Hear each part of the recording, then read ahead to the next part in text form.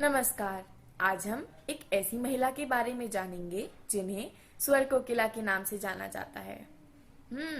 जी हाँ, आप लोगों ने बिल्कुल सही पहचाना है। मैं लता मंगेशकर जी की ही बात कर रही हूँ। आइए जानते हैं उनके संघर्ष का कथन। भारत रत्न लता मंगेशकर भारत की सबसे लोकप्रिय और आदरणीय गायिका हैं, जिनका 6 दशकों का कार्यकाल उपलब्धियों से भरा हुआ है।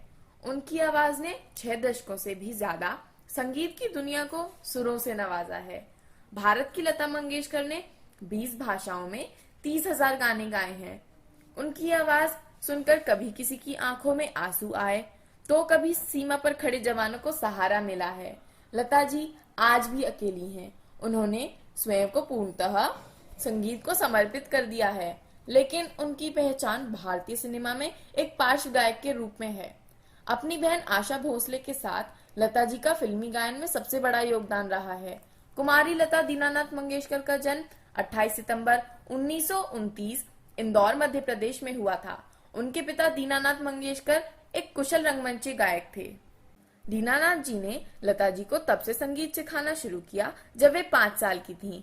उनके साथ उनकी बहनें आशा, उषा और मीना भी सीखा करती थीं। लता जी अमान अली खान साहब और बाद में अमानत खान के साथ भी पढ़ी हैं।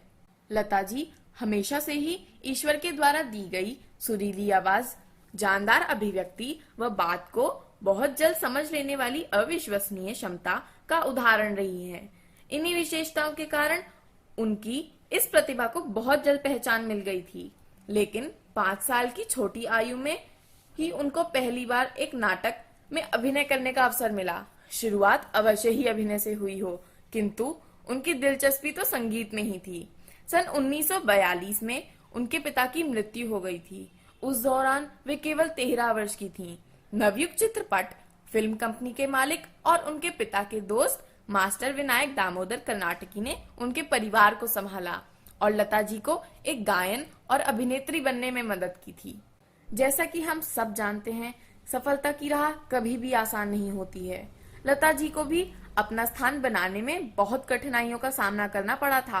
कई संगीतकारों ने तो उनको पतली आवाज के कारण काम देने से साफ मना कर दिया था।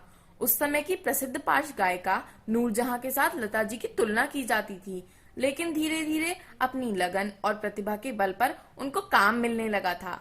लता जी की कामयाबी ने लता जी को फिल्मी जगत की सबसे मजबूत महिला बना दिया है। उनको सर्वाधिक गीत रिकॉर्ड करने का भी गौरव प्राप्त है। फिल्मी गीतों के अतिरिक्त उन्होंने गैर फिल्मी गीत भी बहुत खूबी के साथ गाए हैं।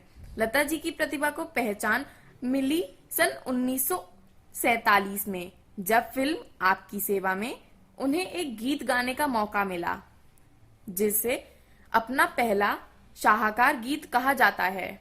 वह 1939 में गाया गया, आएगा आने वाला, जिसके बाद उनके प्रशंसकों की संख्या दिनों दिन बढ़ने लगी। इस बीच उन्होंने उस समय के सभी प्रसिद्ध संगीतकारों के साथ काम किया है। लता जी ने कई फिल्मों में गाना भी गाया है, जो कि बहुत प्रसिद्ध हुए हैं। दोस्तों, लता जी और उनकी सुरीली आवाज ने हमारे भारत देश का गौरव बहुत ऊंचा किया है।